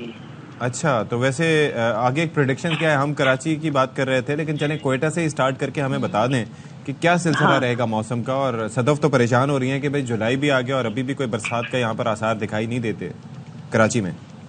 جی ایسے یہ بالکل, اصل میں جو مونسون ہواؤں کا رخ جو ہے زیادہ تر وہی پنجاب کی طرف ہی ہے. پنجاب اور کے پی میں اور کشمیر میں چند ایک علاقوں میں تو اچھی بارش ہو چکی ہے اور باقی جگہوں پہ تو لائٹ ٹو ماڈریٹ ہی ہوئی ہے. اب جو اگلے 2-3 دن ہیں اس میں اچھا اسپیل ہے اسلام آباد میں بھی اور اس کے نارتھ میں ہزارہ ڈویژن اور اسی طرح سے کے پی کے تقریباً تمامی اضلاع میں اور پنجاب میں بھی سینٹرل پنجاب لاہور نیچے اس کے ساتھ فیصل آباد اور سرگودا اور نیچے قصور ساہیوال وغیرہ ان تمام علاقوں میں اچھا تیز اسپیل متوقع ہے اگلے 2-3 دنوں کے دوران. تو جیسے آپ نے خود ذکر کیا کہیں اربن فلڈنگ کا خدشہ ہو سکتا ہے پشاور میں لاہور میں اسلام آباد میں اور ساتھ میں کے پی کے جو ڈسٹرکٹ کوہستان ہے اور اسی طرح سے ہزارہ ڈویژن کے جو شمالی علاقے ہیں اور سوات مالاکنڈ خاص کر ان علاقوں میں ظاہر ہے کہ تیز بارش جب ہوتی ہے تو لینڈ سلائڈنگ کا اور ندی نالوں میں فلیش فلڈنگ کا خدشہ رہتا ہے وہ بھی موجود ہے اس اسپیل کے نتیجے میں. یعنی کہ غیر معمولی بارش کی توقع کی جا سکتی ہے. جی کچھ ایریاز میں بالکل غیر معمولی بارش ہو سکتی ہے. اچھا تیز اسپیل ہے اور ساری کی ساری ہوائیں وہیں پر اصل میں کنورج ہو رہی ہیں جا کر. اور کراچی میں ابھی تک جیسے آپ نے بتایا کہ ہبس ہے جو گو کے ٹیمپریچر تو نیچے آ گیا 35-36 اب رہ رہا ہے لیکن سی بریز کوئی ایسی خاطر خواہ نہیں چل رہی تو اس کی وجہ سے ہبس والی کیفیت زیادہ ہے. تو ہم نے ایسا کیا قصور کیا ہے سردار سرفراز صاحب؟ یہاں سے بادل بنتے ہیں انہیں ہوائیں لے جاتی ہیں قصور میں نہ رہتے ہوئے بھی کیا قصور کیا مطلب یہ کیا ہے؟ دیکھیں بس کوئی مانسون یہ تو اس پہ ہواؤں کی جہاں کنورجنس ہوتی ہے نا جس ایریا میں پھر اورogرافک افیکٹ بھی ہوتا ہے. کراچی میں آپ کو بتایا کہ کوئی ایسا کوئی مطلب یہاں کی ٹوپوگرافی جیوگرافی کہہ لیں اس طرح کی نہیں ہے کہ جو ہواؤں کو ادھر کنورج کر کے لفٹ کر کے اوپر تو سپورٹ. سردار صاحب آپ کی وجہ سے ہو رہا ہے آپ بھی ہماری کٹی پہاڑی کو سیریس نہیں لیتے. میں خود بھی بھگتتا ہوں کراچی میں ہوتے ہوئے ظاہر ہے. تو لیکن دیکھیے اب بھی اس میں 8 یا 9 کو کراچی میں کچھ ہے لیکن ہلکی بارش ہی ہے کہ ہلکی سے درمیانی کو اتنا خاص. جی 8 اور 9 جولائی کو اس سے پہلے تو کوئی نہیں لگ رہا. اچھا اور اس کے بعد پورا جولائی میں بس 8 اور 9 ہی ہے اور کوئی مطلب بارش کی نہیں آگے تو آئے کہ نا جولائی میں مطلب مڈ آف جولائی کے بعد 15-16 جولائی کے بعد تو پھر ایک اور اچھا اسپیل تیز اسپیل دکھائی دیتا ہے کراچی میں. دیکھیے وہ جی کراچی سمیت سندھ میں 15-16 جولائی کے بعد ایک تیز اسپیل دکھائی دیتا ہے لیکن وہ ڈپینڈ کرتا ہے کہ جیسے کہ کنڈیشنز آ جائیں ویسی فیوریبل رہیں تب تک. تو یہاں پر تو سردار صاحب دعائیں مانگتے ہوئے بھی انسان گھبراتا ہے یا اللہ بارش دے دے پھر کہتے ہیں یا اللہ اتنی نہ دے کہ سڑکیں پانی سے بھر جائیں. تو یہ ہم بھی پریشان ہی رہتے ہیں سوچ کے کہ ہوگا کیا. تو ویسے اس وقت جو ہماری فصلیں وغیرہ کوئی ایسی ہیں جس پہ اوپر ان بارشوں کا امپیکٹ ہو سکتا ہے پازیٹیو اور نیگیٹو؟ دیکھیں جو سندھ کی بھی اور پنجاب کی بھی آپ بات کریں نا جہاں پر چاول کی فصل کے لیے تو اچھی ہوتی ہے بارش جتنی بھی ہو جائے. اور ہاں بہت زیادہ جیسے 2022 میں خدا نفس تھا اس طرح کی ہو جائے تو پھر تو ظاہر ساری فصلیں ڈوب جاتی ہیں اور کاٹن کے لیے نقصان دہ ہوتی ہے. تو یہ ہے تھوڑا سا کنٹراسٹنگ اس کے ایفیکٹ ہوتے ہیں. تو کاٹن والے ہمارے فارمرز بھائی کہتے ہوتے ہیں کہ کم سے کم بارش ہو. کاٹن والے اور جو کھجور کا پھل ہوتا ہے اس کے لیے بھی نقصان دہ ہوتی ہے. تو اس لیے سندھ کے جن علاقوں میں خیرپور ڈسٹرکٹ میں اور دوسرے سکھر وکھر میں جہاں کھجور زیادہ ہوتی ہے وہ اکثر چاہتے ہیں کہ بارش کم نہ ہی ہو اور کاٹن والے بھی چاہتے ہیں. تو اس طرح سے کنٹراسٹنگ سا اس کا نا امپیکٹ ہوتا ہے اس سیزن کی بارشوں کا. دعائیں بھی اسی حساب سے ویری کرتی ہیں. سردار سرفراز صاحب آپ انجوائے کریں کیونکہ بلوچستان میں تو ہو جائیں گی بارشیں. نہیں کوئٹہ میں گرمی میں کیا انجوائے کریں ابھی نہیں مطلب آنے والے دنوں میں ہو جائیں گی. تو ہم یہاں پر بیٹھ کے 8 اور 9 تاریخ کا انتظار کرتے ہیں. تھینک یو سو مچ. سردار سرفراز صاحب بتا رہے تھے جی بھر میں موسم کیسا رہے گا. موسم بارشوں والا آج کل پرسوں سے بس شروع ہو جائے گا سو تیاری رکھیں. لیکن ساتھ میں اشفاق جو آپ شروع میں مینشن کر رہے تھے 10 بجے کہ بھائی احتیاط کرنی ہے تو ایڈوائزری جاری کر دی گئی ہے خاص طور پہ سیاحتی مقامات کے لیے کہ بھائی جہاں جہاں بارشیں ہوں گی وہاں پر اربن فلڈنگ کا بھی خدشہ ہے لینڈ سلائڈنگ کا بھی خطرہ ہے. تو سیاح اس حوالے سے محتاط رہیں. اور این ڈی ایم اے نے بھی اس حوالے سے متنبہ کیا ہے کہ شدید بارش اور لینڈ سلائڈنگ سڑکوں پر رکاوٹوں کا باعث بن سکتی ہے اور ٹریول ایڈوائزری کے حوالے سے اپڈیٹ رہیں کیونکہ اس وقت ملک کے جو بالائی علاقے ہیں وہاں پر بڑی تعداد میں سیاح جا رہے ہیں. اچھا کیا جا رہا ہے؟ سب سے زیادہ لوگ رخ کرتے ہیں کے پی کا. وہاں پر سیاحت کو کافی بوم حاصل ہے فروغ حاصل ہے. تو اس پر ہم بات کر لیتے ہیں. ترجمان پی ڈی ایم اے خیبر پختونخوا انور شہزاد صاحب ہمارے ساتھ موجود ہیں تو ہم ان سے بات کریں گے. ہیں جی ہمارے ساتھ انور شہزاد؟ اچھا چلیں ان سے ہم بات کرتے ہیں معذرت کے ساتھ انور شہزاد صاحب، لیکن یہ ہے کہ ابھی اس وقت سوابی ہم جائیں گے، وہاں پر کیپٹن کرنل شیر خان شہید کی آج 25ویں برسی ہے، نشان حیدر ہیں، اور کیا زبردست انہوں نے ایسا، یہ جو کارگل کی جنگ تھی اس کے اندر حوالدار لالک جان اور کیپٹن کرنل شیر خان نے نارڈرن لائٹ انفینٹری سے ان کا تعلق تھا، اور آپ یہ دیکھیں کہ یہ وہ ہمارے پاک فوج کے افسر تھے جن کی بہادری کا بسم اللہ الرحمن الرحیم الحمد للہ رب العالمین الرحمن الرحیم مالک یوم الدین ایاک نعبد و ایاک نستعین اهدنا الصراط المستقيم صراط الذين أنعمت عليهم غير المغضوب عليهم ولا الضالين.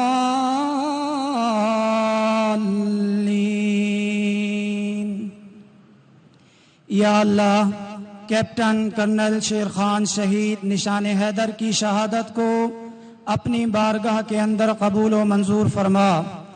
افواج پاکستان کے تمام شہداء کے درجات کو بلند فرما کر انہیں جنت الفردوس کے اندر اعلیٰ مقام عطا فرما. جو وعدے اور بشارتیں رسول پاک صلی اللہ علیہ وسلم نے شہداء کے حق میں ارشاد فرمائی ہیں، یا اللہ ان سب سے انہیں مستفیض فرما. یا اللہ، ہمارے شہداء کی شہادتوں کے بدولت ملک پاکستان کے اندر امن اور سکون قائم فرما. آمین.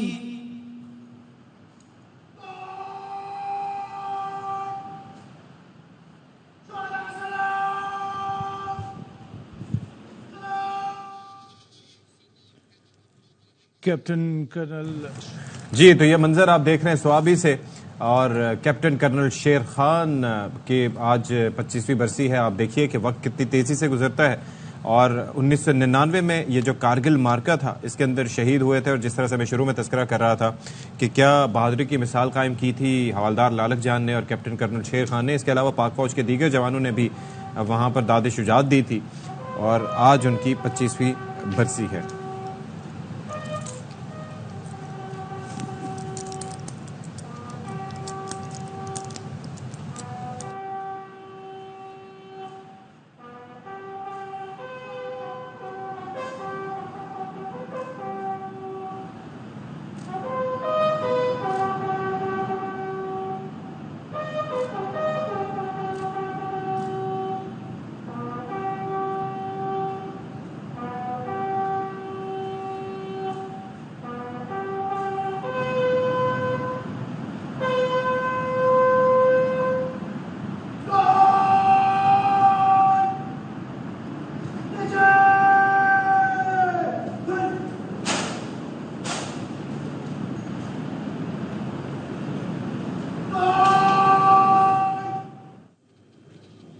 کیپٹن کرنل شیر خان شہید نشان حیدر کی 25 تو مناظر آپ دیکھ رہے ہیں کیپٹن کرنل شیر خان شہید نشان حیدر کی 25ویں برسی، اور مسلح افواج اور سربراہان کا کیپٹن کرنل شیر خان شہید کو خراج عقیدت.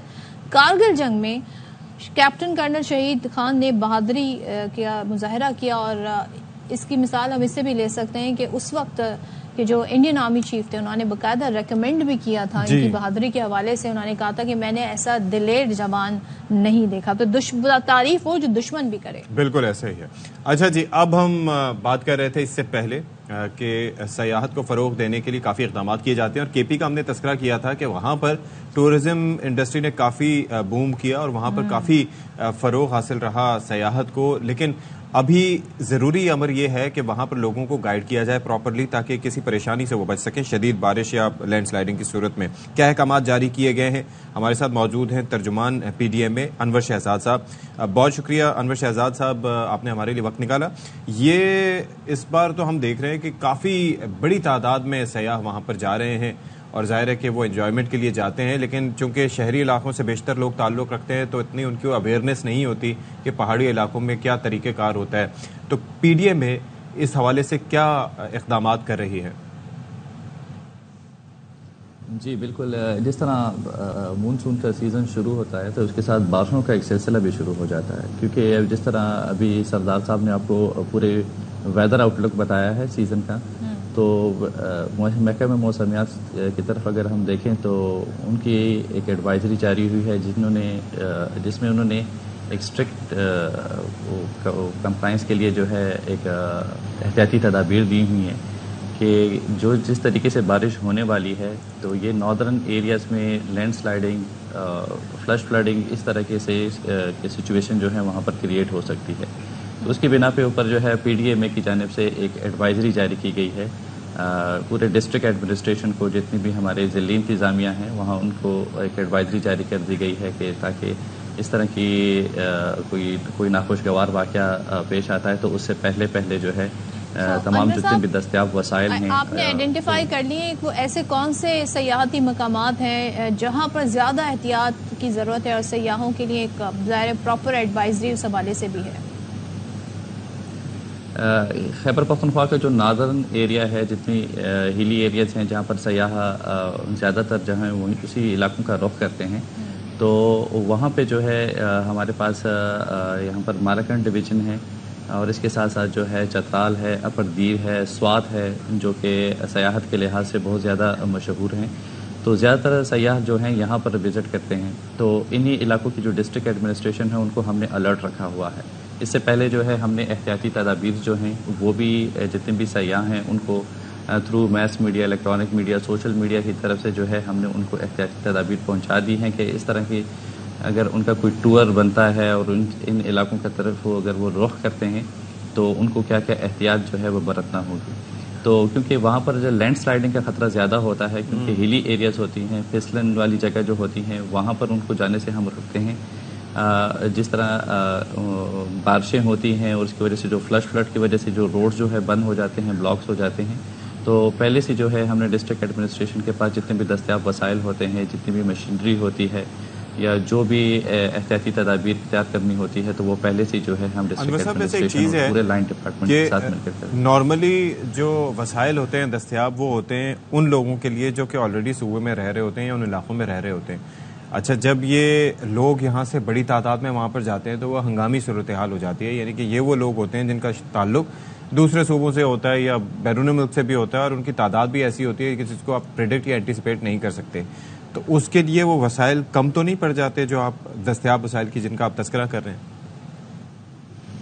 نہیں، ایک پہلے سے کنٹیجنسی پلانز بنتے ہیں. کنٹیجنسی پلانز جتنے بھی ہوتے ہیں ہمارے، اگر وہ ونٹر میں ہوں، مونسون میں ہوں، تو ان کے من میں ہے کنٹیجنسی پلانز بنتے ہیں. اس کے پلانز کے مطابق جو ہے تمام دستیاب وسائل جو ہیں وہاں پر کمپلیٹ کر دیے جاتے ہیں.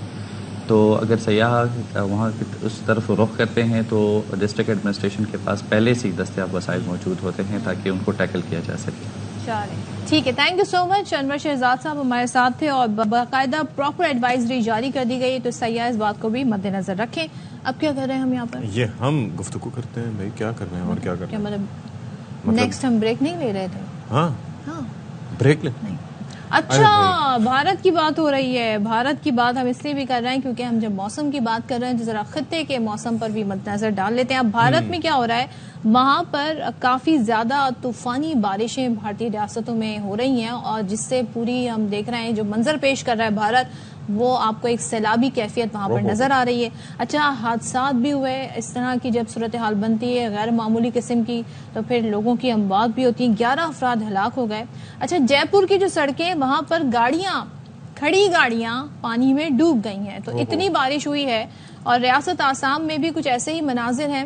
اور سمندری طوفان جو ہے وہ مشرقی کیریبین کے متعدد جزائر میں تباہی پھیلانے کے بعد اب جمیکا کے ساحل سے ٹکرا گیا ہے، جہاں مختلف حادثات میں 7 افراد ہلاک اور متعدد زخمی ہو گئے. سو یہ اوور آل ہم دنیا میں دیکھ رہے ہیں کہ موسم میں جو ہے وہ شدت آ گئی ہے. گرمی ہے تو بہت زیادہ شدید گرمی ہے، بارشیں ہو رہی ہیں تو وہ غیر معمولی ہو رہی ہیں. اور غیر موسمی بارش تو خیر اسے نہیں کہیں گے کیونکہ اب تو مانسون سیزن ہے، لیکن اس سے پہلے جو بارشیں ہوئی ہیں یو اے ای میں جو مناظر ہم دیکھ رہے تھے پچھلے کچھ دنوں پہلے، سو وہ بھی اپنی نوعیت کے پہلے واقعات ایسے تھے جو ہم دبئی میں جس طرح کی بارشیں ہم نے ہوتے ہوئے دیکھی. سو یہ بھارت کے مناظر ہیں जहां पर आप देखें कि खड़ी गाड़ियां। आसाम में तो अभी मजीद जो है वो बारिश का खदशा जाहिर किया जा रहा है कि मजीद बारिश हो सकती है, और फिर ये है कि अब तकरीबन 6 लाख अफराद मुतासर हुए हैं, वहाँ पर 34 मारे गए, और फिर यह है कि आने वाले दिनों में मजीद इस बात के खदशात जाहिर किए जा रहे हैं, क्योंकि वेदर जो डिपार्टमेंट है इंडिया का, उन्होंने मजीद बरसात की पेशगोई की है। और फिर यह है कि हमेशा ये होता है क्योंकि दरिया काफ़ी हैं वहाँ पर, और फिर पूरा एक नेटवर्क है वहाँ पर दरियाओं का, तो जब बारिश ज़्यादा होती है तो फिर दरियाओं में पानी ज़्यादा आता है, और फिर उसकी वजह से जो वहाँ पर निज़ाम ज़िंदगी है वो मुतासर होता है। 2022 में तकरीबन 40 लाख अफराद मुतासर हुए थे सैलाब से, और 45 मारे गए थे, और आप सोचिए कि ये सूरत हाल जो है वो काफ़ी वहाँ पर लोगों के लिए ख़तरनाक होती है। अच्छा, जहां पर हम आपको बहुत सारी आगाही फराहम कर रहे हैं, तो कुछ अपडेट्स भी आ रही हैं, वो हम आपके साथ शेयर कर देते हैं। सिंध हाई कोर्ट ने chairman inter board Karachi Naseem Memon की बहाली का नोटिफिकेशन जारी कर दिया है, और इस पर मुअत्तल कर दिया है, नोटिफिकेशन मुअत्तल कर दिया है। तो असगर उमर से मजीद जान लेते हैं। जी असगर। ये चेयरमैन इंटर बोर्ड जिनकी हरासानी के इल्जाम में नसीम मेमन को मुअत्तल किया गया था, लेकिन उन्होंने इस्बाई मोहसिन ने का इल्जाम साबित हुए हैं, उन्हें मुअत्तल किया था, लेकिन उनके फैसले के खिलाफ गवर्नर साहब के सामने अपील गई थी, उन्होंने उन्हें बहाल कर दिया था। लेकिन अब इसके खिलाफ गवर्नर के फैसले के खिलाफ भी सिंध हाई कोर्ट में दरखास्त दायर की गई है कि एक शख्स की सजा माफ की गई थी, लेकिन उसका जुर्म बाकी है, तो ऐसे शख्स को दोबारा किसी ओहदे पर तैनात नहीं किया जा सकता। अदालत ने उनकी बहाली का नोटिफिकेशन मुअत्तल करते हुए आइंदा समाअत तक किसी भी ओहदे पर तैनात करने से मना कर दिया है, और 6 अगस्त को फरीकैन से जवाब तलब कर लिए हैं। बहुत शुक्रिया आपका सर। चले जी, अब जरा आपको बताएं कि वजीर आजम पाकिस्तान शहबाज शरीफ साहब ये फरमाते हैं कि काबुल यकीनी बनाए कि उनकी सरजमीन दहशत गर्दी के लिए इस्तेमाल ना हो। अच्छा, इनका मकसद ये है कि पाकिस्तान के खिलाफ तो बिलखुसूस इस्तेमाल ना हो, क्योंकि हम सबसे ज्यादा मुतासर होते हैं, डिस्पाइट द फैक्ट कि वहां से एक अमरीकी अफवाज का इनखला हो, या वहां पर एक्सट्रीमिज्म का खात्मा हो, या वहां पर उनकी मईशत को बेहतर बनाने का मामला हो, या वहां पर इनखला के वक्त जो लोग वहां से निकल रहे थे उनकी मदद करना हो। ये तमाम इक़दाम पाकिस्तान ने किए, लेकिन हमेशा हमें वहाँ से एक्सट्रीमिज़म का और वहाँ पर से टेररिज्म का सामना करना पड़ा। अब ये हालिया जो दहशतगर्द हमले हैं उस पर वज़ीर आज़म का कहना है कि ये तमाम मुल्कों के लिए तशवीशनाक है, और ये बात वज़ीर आज़म पाकिस्तान ने शंघाई ताउन तंजीम के सरबराह इजलास से खिताब करते हुए कही। Afghan government must take concrete and effective measures to ensure its soil is not used for terrorism by any entity against other states. Recent terrorist activities has been a matter of great concern for all of us. अच्छा, इसी दौरान ज़ाहिर है जो रूसी सदर हैं Vladimir Putin, उन्होंने भी वहाँ पर गुफ्तगू की सहाफ़ियों से, और वो ये कहते हैं कि जी तालिबान हमारे साथ ताउन करने को तैयार हैं, और हमको ये मान लेना चाहिए कि तालिबान इख्तिदार में हर हुकूमत इख्तिदार में और हर हुकूमत चाहती है कि उनके मुल्क में इस्तेहकाम हो। सो इससे आगे बढ़ने की जरूरत है कि तहरीक तालिबान अफगानिस्तान पर काबिज है, यानी उन्होंने कहा अब हमें एक तरीके से तस्लीम कर लेना चाहिए कि वहां पर उनकी हुकूमत है। तो इसी पर बात कर लेते हैं। दिफाई तज्जियाकार ब्रिगेडियर रिटायर्ड वकारुल हसन साहब हमारे साथ मौजूद हैं। ब्रिगेडियर साहब, बहुत शुक्रिया आपका। अब हमने मुतादिद बार इस मामले को उठाया है। अब शंघाई ताउन तंजीम का जो काउंसिल का जो इजलास था उसमें भी ये गुफ्तगू हुई। वजीर आजम कहते हैं जी अफगानिस्तान मेक श्योर करे कि उनकी जमीन दहशत गर्दी के लिए इस्तेमाल ना हो। अब व्लादिमीर पुतिन के बयान को भी इससे जोड़ लेते हैं, जिससे वो कहते हैं हमें एक्सेप्ट कर लेना चाहिए। जब खित्ते के ममालिक एक्सेप्ट करने को तैयार हैं, तो फिर आप समझते हैं कि एक पॉजिटिव जेस्टर का मुजाहरा अफगानिस्तान की तरफ से भी होना चाहिए?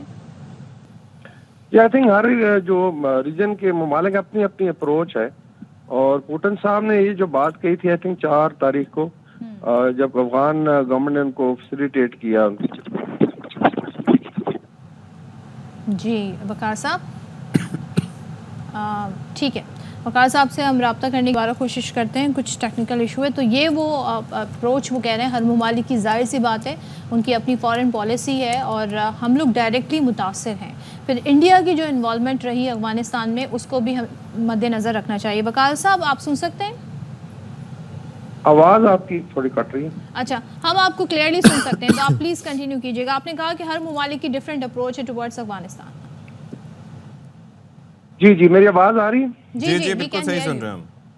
جی ہاں، اس میں ایکچولی اگر آپ دیکھیں تو دوحہ میں بھی ابھی کچھ بریک تھرو ہوا ہے ایون پاکستان افغانستان کا، وہ بھی ایک آپ کہہ لیں ایک پیرلل اپروچ ہے پاکستان کے اندر ٹیررزم پہ، تو کسی کو شک نہیں، بیکاز ماسکو فارورڈ میں لاسٹ ایئر رشیا میں کافی افغان طالبان کو سمجھایا بھی گیا، بڑا کلیئرلی بتایا گیا یہ ٹیررزم کی فیکٹریاں بند کریں.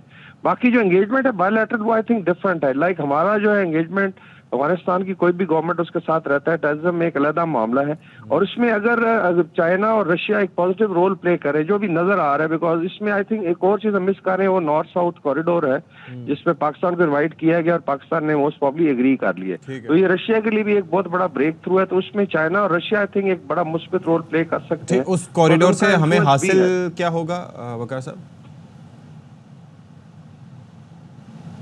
وقار صاحب کین یو ہیئر می سر؟ جی یہ کچھ پرابلم لائن، اور ہم کوشش کریں گے کہ ہم وقار حسن صاحب کو دوبارہ سے کنیکٹ کرنے کی کوشش کریں. ابھی بارشیں نہیں ہوئی ہیں لیکن ٹیکنیکل ایشوز کتنے آ رہے ہیں. ہاں جی یہ آپ چیک. لیکن یہ بڑا اچھا پوائنٹ ہے کہ اگر روس یہ کہتا ہے کہ جی طالبان ہمارے ساتھ تعاون کرنے کو تیار ہیں، تو اس خطے کے امن کے لیے، اس خطے کے استحکام کے لیے روس ایک بڑا اہم کردار ادا کر سکتا ہے.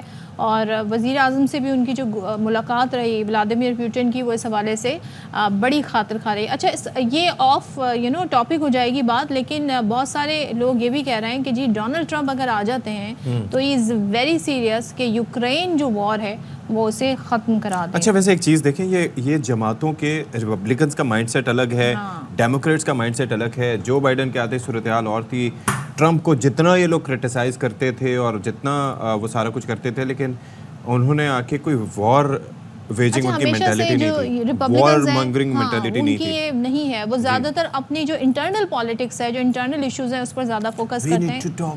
یس، سو کیا کہا جا رہا ہے، ہم سے بریک کا کہا جا رہا ہے، بریک لے کر آتے ہیں.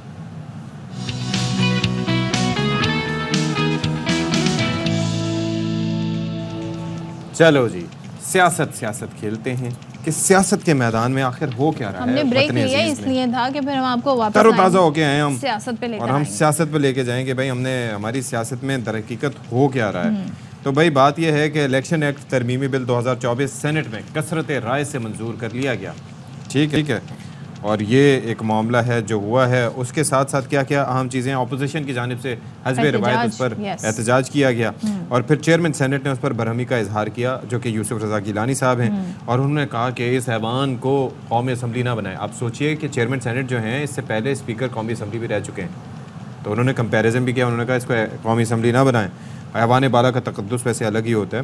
اچھا اب یہ ہے کہ اس ترمیمی بل کے تحت election commission retired high court کے ججز کو بطور ٹریبونل تعینات کر سکے گا، اور اس کے تحت الیکشن ایکٹ کے سیکشن 140 میں ترمیم کی گئی ہے.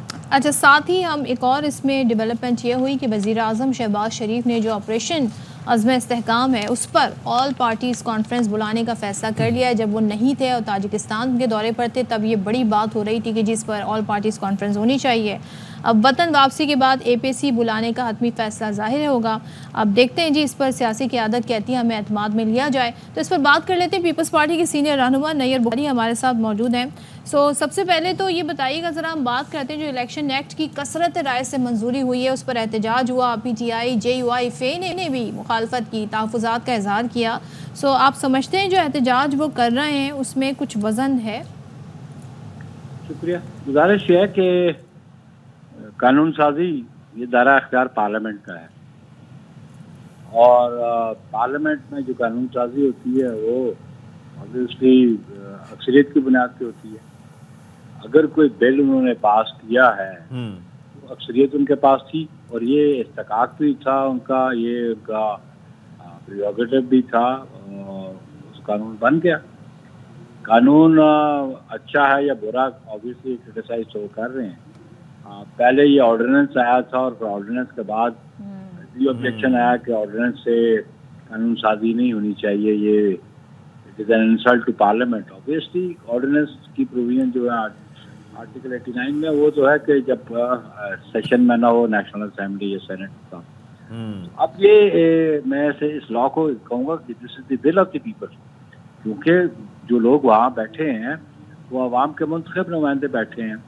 تو مخالفت یا اعتراض مناسب بات نہیں ہے. اس میں کون سی ایسی بات ہے جو غیر آئینی ہے یا غیر قانونی ہے؟ اس میں تو یہی ہوا نا کہ نمبر آف ججز وہ بڑھا دیا گیا کہ فارمر جج جو ہے وہ بھی ٹریبیونل کو ہیڈ کر سکتا ہے. آپ یہ دیکھ لیں کہ پہلے جو کیئر ٹیکر پرائم منسٹر کا تھا یا چیف الیکشن کمشنر کا تھا, اس پہ صرف کنفائنڈ تھا جوڈیشری تک, بعد میں سول سرونٹس بھی ایڈ ہو گئے, ایکسپرٹس بھی ایڈ ہو گئے. تو یہ میں سمجھو یہ ول آف دی پیپل ہے, ان کے نمائندوں نے یہ کیا ہے, تو قانون سازی ان کا اختیار تھا. اوکے جی, اچھا اب یہ ہے کہ تو اس حوالے سے بیسکلی یہ چیز تو بہتر ہے کہ اگر ہائی کورٹ کے سابق ججز کو بھی شامل کیا جائے گا, بیکاز ان کی جو انڈرسٹینڈنگ آف دا لا ہے, اور چونکہ آلریڈی وہ ڈیسیجنز اس حوالے سے مختلف حساب سے دیتے رہیں, تو وہ تو مزید بہتری کی جانب جا سکتا ہے. تو اس کے علاوہ مزید آپ کیا سمجھتے ہیں اسٹیپس لینے چاہیے یہ الیکٹورل ریفارمز کی اگر ہم بات کریں, یا پھر مزید جو چیزیں کافی آپ کو پتہ ہے کہ ہمارے الیکشنز اکثر ٹینٹڈ ہوتے ہیں, تو آپ کی انڈرسٹینڈنگ کیا ہے کہ مزید کیا ڈیسیجنز لینے چاہیے towards the fairness of elections? دو باتیں بڑی امپورٹنٹ ہیں. ایک تو لاز تو ایگزسٹ کرتے ہیں کہ ان کو سنسیئرلی ان کو امپلیمنٹ ہونا چاہیے. اچھا. اور الیکشنز ود کنٹینیوٹی ہونی چاہیے. جب یہ آپ گیپ آ جاتا ہے سسٹم میں, سسٹم ڈیریل ہو جاتا ہے, تو پھر چیزیں خرابی کی طرف چلی جاتی ہیں. اگر تواتر سے اس ملک میں انتخابات ہوتے رہتے 1947 سے ابھی تک, تو شاید پبلک ایٹ لارج بھی بڑی ٹرینڈ ہو گئی ہوتی, سمجھ آ گئی ہوتی, پولیٹیکل پارٹیز کی اکاؤنٹیبلٹی ہوتی رہتی. تو ایک تو یہ بات بڑی ضروری ہے کہ سسٹم کی کنٹینیوٹی رہنی چاہیے, سسٹم بھی ریٹ ہونا چاہیے. دوسرا یہ جو ججز کا اپوائنٹمنٹ کے حوالے سے, الیکشنز کے حوالے سے بڑی بدقسمتی کے الیکشن پٹیشنز جو ہیں ٹرنیور پورا ہو جاتا ہے, وہ ڈیسائیڈ نہیں ہوتی, اور پھر اس کا اس لا کا کوئی فائدہ تو نہ ہوا. آپ نے یہ لا تو پھر کنفائن ہو گیا ٹو دی بکس اونلی نا, پریکٹیکلی اس پہ تو عمل درآمد ہوتا نظر نہیں آتا. تو نمبر آف ٹریبیونلز اتنے ہونے چاہیے کہ اس میں جو الیکشن پٹیشنز ہیں وہ ٹائملی ڈیسائیڈ ہو جائیں. میں سمجھو اس میں ٹائم فریم تو دیا ہوا ہے, لیکن اس میں ڈیلینگ ٹیکٹس بھی ہوتے ہیں. جو جیت گیا ہوتا ہے وہ بھی ڈیلینگ ٹیکٹس استعمال کرتا ہے. کبھی وہ لائرز کے ذریعے کماتا ہے, کبھی وہ اپنی ایبسنس کے ذریعے کرتا ہے, کبھی وہ فریولس اپلیکیشن ڈال دیتا ہے. تو یہ ہمیں انشور کرنا چاہیے کہ جو الیکشن پٹیشنز ہیں وہ ایک ٹائم فریم کے اندر ڈیسائیڈ ہونی چاہیے. ٹھیک ہے, ٹھیک ہے. نیر بخاری صاحب گفتگو کر رہے تھے اس حوالے سے, تھینک یو سو مچ. لیکن ایک الگ ہی قسم کی پوائنٹ ہے جو کہ اپوزیشن کی جانب سے ریز کیا گیا, وہ یہ کہتے ہیں جی غیر منتخب لوگوں کو طاقتور بنانے کی کوشش کی جا رہی ہے. ساتھ میں انہوں نے کہا کہ اب یہ آئین کی خلاف ورزی. اب دیکھتے ہیں جی اس پر مزید ایوان میں کیا ہوتا ہے, اور یہ تمام تر صورتحال ہمارے سامنے آ گئی ہے. اچھا جی, ذرا کچھ بات کر لیتے ہیں ہم ایسی پاکستانیوں کی جو بڑا اپنا کہتے ہیں نا دنیا بھر میں نام بنا رہے ہیں. سو مایہ ناز پاکستانی ڈاکٹر جویریہ, انہیں متحدہ عرب امارات میں اسکن سے ریلیٹڈ جو ایشوز ہیں, جو امراض ہیں, اس کے شعبے میں جو انہوں نے خدمات دی ہیں, اس پر انہیں best skin doctor of UAE کے اعزاز سے نوازا گیا ہے. اور وہ دبئی اور ابوظہبی میں جلدی امراض کے شعبے میں گزشتہ کئی سالوں سے کام بھی کر رہی ہیں. سو المختوم آفس آف بزنس فورم کی جانب سے تقریب ہوئی اور انہیں یہ ایوارڈ دیا گیا ہے. چلے جی, یہ بہت بڑا اعزاز ہے, اور best skin doctor of UAE, مطلب آپ سوچیں کہ یہ کتنا پریسٹیجیس یہ ایوارڈ ہے. اس پر بات کر لیتے ہیں. ڈاکٹر جویریہ اس وقت ہمارے موجود ہیں براہ راست. Thank you so much for joining اس ڈاکٹر جویریہ, اور we are honoured to have you, اور بڑی مبارک ہو جی آپ کو. تو یہ ایوارڈ ہے کیا, اور obviously it's a pleasure. How do you feel about it, to be honest? دیکھیں بیسیکلی جب بھی آپ کی ایفرٹس کو اپریشیٹ کیا جاتا ہے تو ہمیشہ ہی اچھا لگتا ہے, اور آپ کسی بھی لیول پہ جب اپنے ملک کا نام روشن کرتے ہیں تو آئی تھنک یہ زندگی کی سب سے بیسٹ فیلنگ ہوتی ہے, اور I am feeling blessed, I am very happy, الحمدللہ. اچھا, ہم ظاہر ہے اب تو بڑی اویئرنیس آ گئی ہے, اور UAE کی اگر بات کریں تو وہاں پر زیادہ ایڈوانس ٹیکنالوجیز کا استعمال ہو رہا ہے.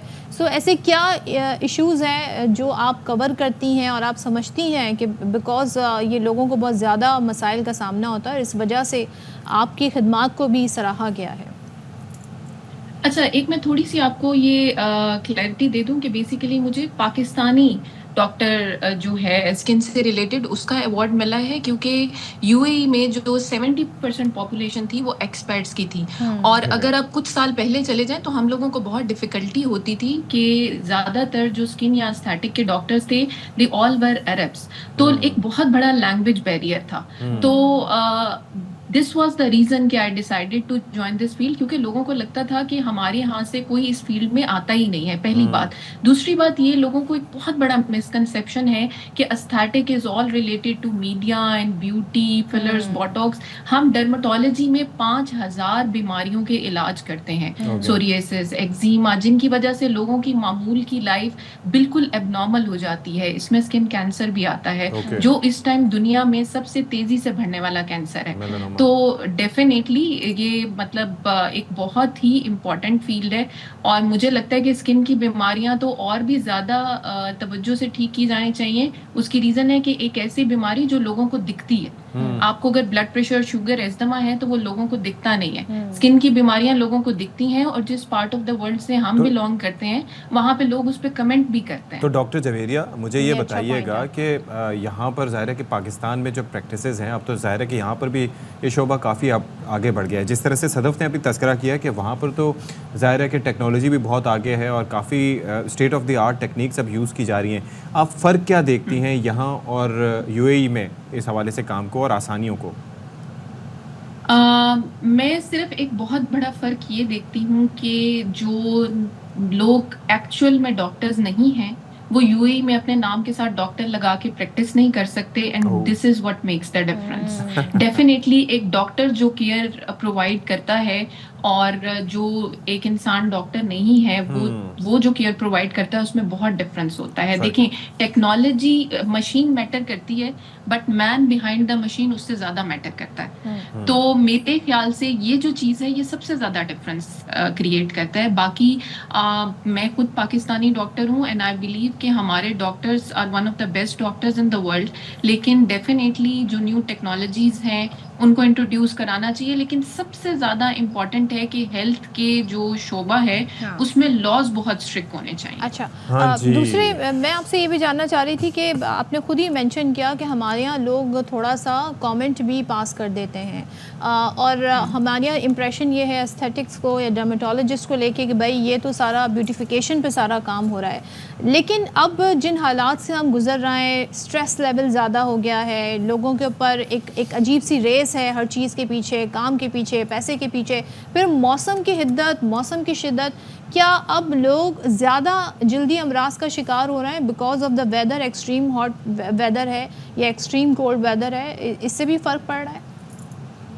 अच्छा देखिए, एक तो डेफिनेटली जो हमारा पोल्यूशन जिस तरह से बढ़ रहा है, जिस तरह हमारी ओजोन लेयर फट रही है, अल्ट्रा वायलेट जो रेज हैं वो और ज़्यादा जो हैं हार्श हो रही हैं। एनीवे हमारी जो फैक्ट्रीज हैं उनकी वजह से जो हमारे इन्वायरमेंटल और जो हमारे वेदर चेंजेस आ रहे हैं फॉर श्योर ये हमारी स्किन को, हमारी हेल्थ को इफेक्ट करते हैं। दिस इज़ द रीज़न मैंने अभी पहले भी मेंशन किया कि स्किन कैंसर जो है वो दुनिया में तेज़ी से, सबसे ज़्यादा तेज़ी से बढ़ने वाला कैंसर है अगर आप स्टैटिस्टिक्स देखें तो। एक चीज़ ये, दूसरा ये कि अभी आपने कहा कि मतलब मैं थोड़ी सी आपके शो के वसीले से लोगों तक एक बात पहुंचाना चाहूँगी कि skin care is health care. लोगों को लगता है कि जी अपनी स्किन का ख्याल रखना एक बहुत शैलो सर्विस है। मैं ये कहती हूँ कि मैंने अपने करियर में, 10 साल के करियर में हज़ारों ऐसे आदमी और औरतें देखे हैं who can not pursue their goals because कि उनकी जो स्किन थी वो उनका कॉन्फिडेंस ख़राब करी थी। मैंने ऐसे बेशुमार आदमी देखे हैं जिनको ऑफिस में काम बहुत अच्छे से आता है पर वो प्रेजेंटेशंस नहीं देते, वो मीटिंग्स को लीड नहीं करना चाहते। रीजन बीइंग कि उनको लगता है कि उनके जो स्कार्स हैं, जो एक्नी है, जो या डिफरेंट कोई भी प्रॉब्लम नजर आने वाला प्रॉब्लम है, लोग मैग्नीफाइंग ग्लास लेके सिर्फ उसी को देख रहे हैं। One last thing doctor Javeria, one last thing कि ये कोई वहाँ इतनी दूर से बैठ के कोई बेसिक स्किन केयर की कोई बता दें टेक्निक कि हम इतनी दूर से उस पर मुफ्त में अमल भी कर सकें। मैं तो सोचा अपॉइंटमेंट सबसे इम्पोर्टेंट, सॉरी नथिंग, सबसे इम्पोर्टेंट जी बताइए। सबसे इम्पोर्टेंट 2 चीज़ें, एक तो ये कि हमारे यहाँ रंग के क्रेज को लेके लोगों ने जो घर घर बनने वाली, गोरा करने वाली क्रीम्स इस्तेमाल करना शुरू की हुई है। प्लीज़ अपने ऊपर रहम करें, ये क्रीम्स इस्तेमाल ना करें. इनकी वजह से इनफर्टिलिटी तक होती है. बहुत सारी लड़कियों को, औरतों को ये पता भी नहीं होगा कि उनका इनफर्टिलिटी का प्रॉब्लम वो 7-8 साल जो उन्होंने क्रीम इस्तेमाल की है उसकी वजह से हुआ है. नंबर 2, सोशल मीडिया के क्रेज से थोड़ा सा दूर रहें. हमारे इन्फ्लुएंसर्स और ब्लॉगर्स, उनमें से कुछ मेरे फ्रेंड्स मेरी फैमिली की तरह हैं, बट वो जो भी आपको सोशल मीडिया पे बताते हैं उसको ब्लाइंडली फॉलो ना करें प्लीज. वो लोग आपको एक्सपोजर देते हैं कि ये प्रोडक्ट, ये डॉक्टर माशरे में एग्जिस्ट करता है. उसके बाद ये आपकी ड्यूटी है कि आप उस पर रिसर्च करें, ये प्रोडक्ट, ये डॉक्टर वर्थ यूजिंग या वर्थ गोइंग है या नहीं. तीसरा, सन ब्लॉक. सन ब्लॉक, आप घर हैं, घर से बाहर हैं, सन ब्लॉक. ठीक है. Sun block is very important. Thank you so much doctor Javeria, और बहुत बहुत आपको एक बार फिर से मुबारक हो. ज़बरदस्त आप काम कर रही हैं, अवेयरनेस फैला रही हैं. हम भी अपने प्लेटफॉर्म से कोशिश करते हैं आपको ऐसी मुफीद मालूमात फराहम करें. ब्रेक लेते हैं.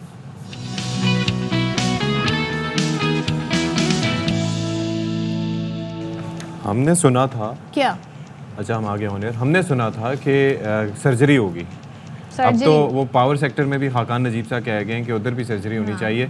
बाबर आजम कप्तान रहेंगे या नहीं रहेंगे, इस खेल का शोबा है जिससे मुतालिक हम बात कर रहे हैं. अभी इसका कोई फैसला नहीं हुआ है. और जी जो सेंट्रल कॉन्ट्रैक्ट है, इस हवाले से भी कहा जा रहा है कि पोस्टमार्टम होगा. मोहसिन नकवी कहते हैं लीग्स खेलने वाली खिलाड़ी सुन लें, सबसे पहले पाकिस्तान है. सो बात कर लें, यानी जो डोमेस्टिक खेलेगा उसको सेंट्रल कॉन्ट्रैक्ट जो है ज़ाहिर है उस हवाले से फिर उसका मजीद इस पर गौर किया जाएगा. तो बात कर लेते हैं शाहिद हाशमी साहब, नुमाइंदे खुसूस राय खेल. तो शाहिद साहब, ये सर्जरी के मामले पर तो मुख्तलिफ प्लेयर्स भी अपनी राय दे चुके हैं. क्या दिखाई क्या दे रहा है आपको, क्या होगा, क्या होने जा रहा है? देखिए, कल जो चेयरमैन साहब ने गुफ्तगू की है मीडिया से, उससे लग रहा है कि वो बहुत सोच समझकर फैसले करेंगे. और ये एक अच्छी चीज़ होगी. पाकिस्तान क्रिकेट मुतहम्मिल नहीं हो सकती जल्दबाजी के फैसलों से, गुस्से वाले फैसलों से. तो उन्होंने ये फैसला किया है कि अभी जैसन गिलेस्पी जो रेड बॉल के कोच हैं, गैरी कर्स्टन जो वाइट बॉल के कोच हैं, उनको बुला के उनसे पूछेंगे, उनसे रिपोर्ट लेंगे. 2 रिपोर्ट्स ऑलरेडी उनके पास आ चुकी हैं.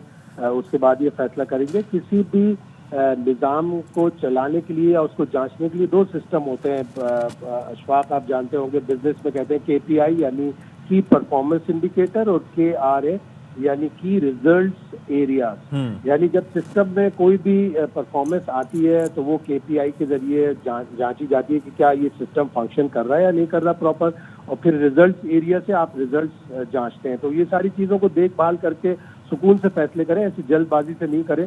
अच्छा, लेकिन खबरें क्या है शाहिद साहब, ये जो कैप्टनसी का हवाले से बाबर आजम की कि भाई उन्हें कैप्टन रखा जाएगा या हटा दिया जाएगा? देखिए, अभी पाकिस्तान के वाइट बॉल की सीरीज नहीं है, नवंबर में है. पहले पाकिस्तान के 2 अहम मार्के हैं. बांग्लादेश से 2 टेस्ट मैचेस हैं, 3 टेस्ट मैचेस इंग्लैंड से हैं. इंग्लैंड जो पिछली दफा आई थी तो हमें बुरी तरह 3 टेस्ट मैच हरा कर गई थी. तो अब ये वर्ल्ड टेस्ट चैंपियनशिप का हिस्सा है. पाकिस्तान अभी 5वीं पोजीशन में है.